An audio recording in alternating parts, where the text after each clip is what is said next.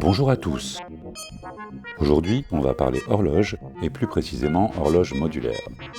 Dans un système modulaire équipé de séquenceurs, il peut être nécessaire de faire jouer tout le monde en symbiose, et c'est précisément cette tâche qu'accomplira un module d'horloge. C'est un simple LFO qui envoie une impulsion à intervalles réguliers à des modules plus complets permettant toutes sortes de fantaisies. L'offre est assez large, et c'est dans cette seconde catégorie que se place notre nouveau Clock Opan 2 de Shachmat que je vous présente dans cette vidéo. Clock Opan 2 est un module d'horloge largement augmenté. En effet, ce module va au-delà de votre horloge traditionnelle, puisqu'il offre groove, accent, humanisation, pré-réglage, entre autres, comme nous le verrons plus en avant. Commençons sans plus attendre par la description de l'interface du COP2. Alors, le COP2 offre 5 connecteurs, une entrée MIDI, qui permet de récupérer l'horloge de notre équipement MIDI, une sortie reset avec sa LED qui envoie un déclencheur à intervalles sélectionnables, une sortie clock très intéressante car celle-ci peut être groovée, comme nous le verrons. Elle est calibrée en 4 pulses par quart de note ou 4 ppqn. Une sortie accent qui offre un trig ou déclencheur pouvant être séquencé via un motif accent, comme nous le verrons.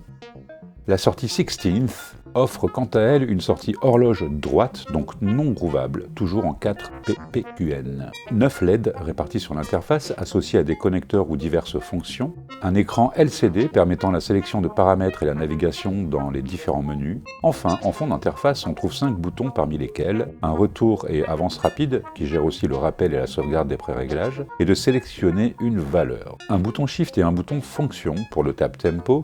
Le bouton de droite sert de stop. Et puis le bouton lecture-pause qui va lancer ou poser l'horloge, il sert aussi de tap tempo et de reset.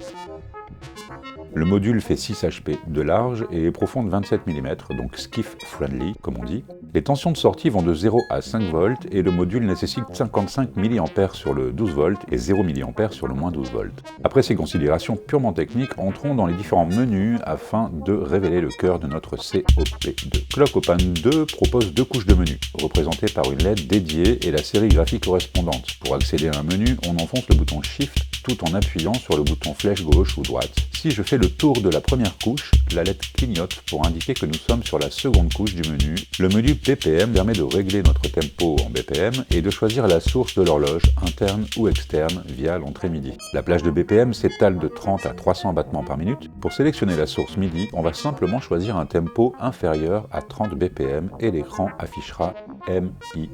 Le second menu, GRV, Groove donc, nous permet de sélectionner un motif de groove à appliquer à notre horloge. Et la liste est longue. Le premier chiffre indique la signature rythmique et les 2 derniers symboles représentent le type de groove. Pour l'exemple, j'ai choisi d'utiliser l'horloge groovée sur la partie de Charlet. Écoutons quelques exemples de motifs. Les réglages opérés ici ne sont audibles que lorsque la quantité de groove est supérieure à 0 via le menu AMT pour Amount. Notons que la sortie ACC, donc accent, est dépendante de la sélection opérée ici. Elle est routée vers l'entrée vélocité de Plonk qui génère le kick comme on peut l'entendre. On trouve donc des motifs en 4 sur 4, 5 sur 8, 3 sur 4, 7 sur 8 et 9 sur 8. Pour les curieux, je vous laisse découvrir les différents grooves, mais aussi les motifs accents via le manuel dispo sur le site de Shachmat.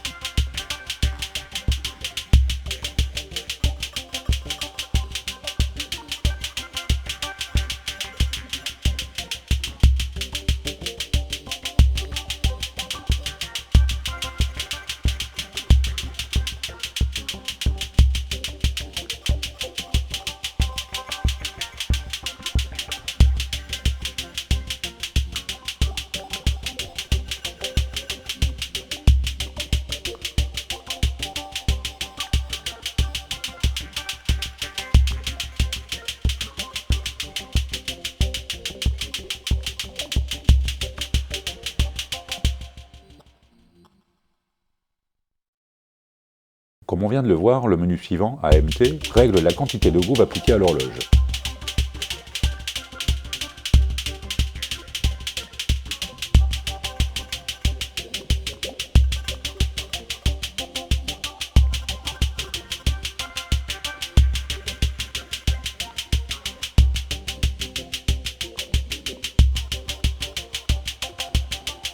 Le quatrième menu est dédié au motif accent. Comme on l'entend dans ce passage, le kick est accentué chaque premier pas de la mesure via la sortie accent. C'est l'un des motifs dispo. Notons que ce réglage est dépendant de la signature rythmique choisie en menu GRV ou Groove. Vu la programmation du kick sur les temps forts, certains réglages n'ont pas d'effet dans cet exemple.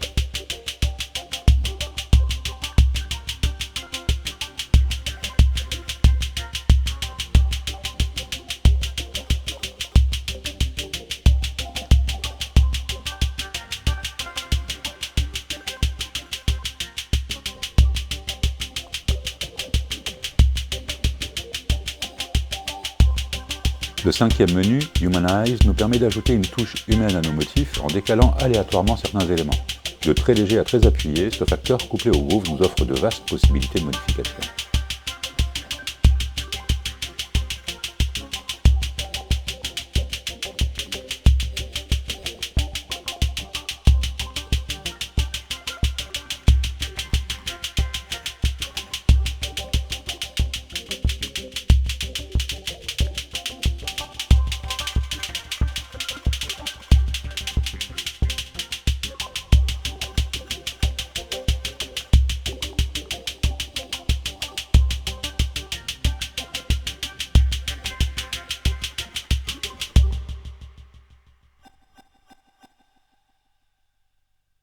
Le menu Reset, RST, nous permet de configurer quand un signal de reset est envoyé à la borne. Par défaut, le module envoie un reset quand la lecture est lancée, depuis le début, mais pas après une pause. Cependant, nous pouvons émettre un reset à la lecture stop et ou toutes les X mesures. Ce paramètre dépend lui aussi du type de groove sélectionné. Dans l'exemple, écoutez le synthé qui tourne normalement sur 16 mesures, le motif est relancé en fonction de ce réglage.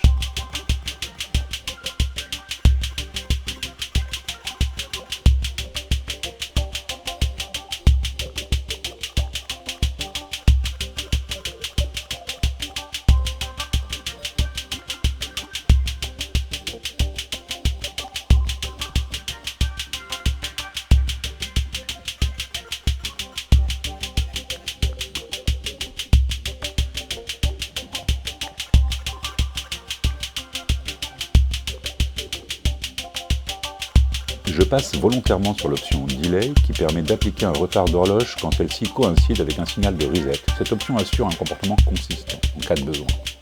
Le menu 16e ou 16 permet de régler si cette sortie est constante ou si elle suit la section transport. Avec Off, lorsque l'horloge est stoppée, cette sortie est également stoppée ou silencieuse si vous préférez.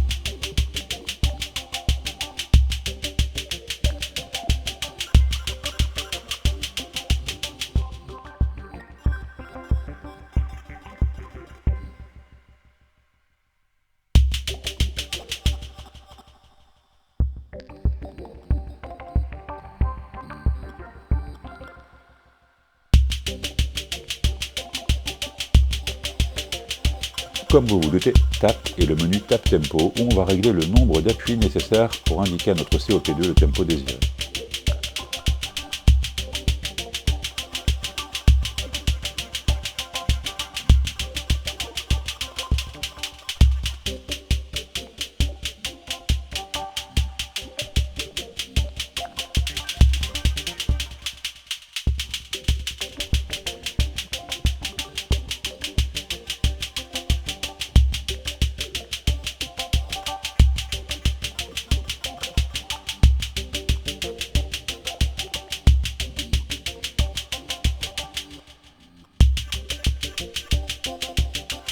Alors je passe également sur la fonction Serial Bus, un protocole de communication qui utilise le bus serial, donc l'alimentation, pour faire communiquer les modules supportant cette fonction, pour par exemple sélectionner un pré-réglage à distance.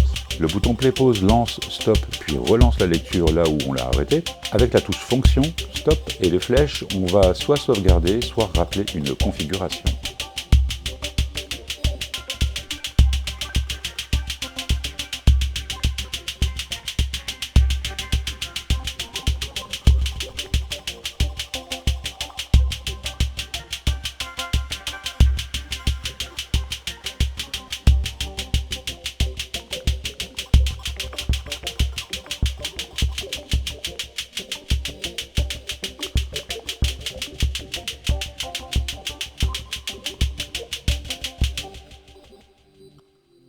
Avec Option et Play, on renvoie un signal de reset manuellement.